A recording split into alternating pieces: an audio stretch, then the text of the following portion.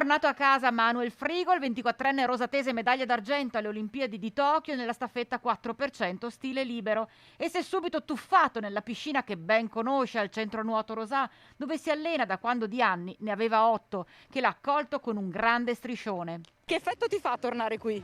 No, è bello comunque, posto dove sono cresciuto, quindi è sempre bello tornarci. Com'è stato proprio il far la gara e sapere poi il risultato raggiunto?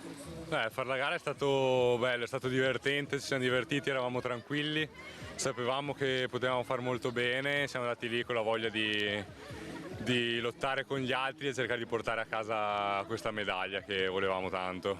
Quando l'abbiamo presa all'inizio non avevo capito, aspettavo gli altri che esultassero quando sono arrivato per poter esultare anch'io, quindi è stato bello, un momento molto emozionante.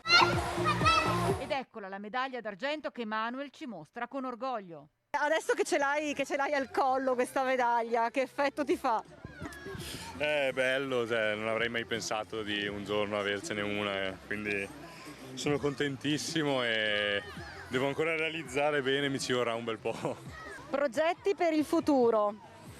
Per il futuro adesso l'anno prossimo ci saranno i mondiali e gli europei a Roma ad agosto e niente, c'è sempre da lottare perché nella mia gara siamo in tanti e ogni volta è una battaglia per avere un posto in squadra. A chi dedichi questa vittoria? Alla mia famiglia che ha fatto tanti sacrifici per me e anche a mio nonno che è mancato qualche anno fa e adesso sarebbe la persona più orgogliosa del mondo. Fare forza perché comunque dopo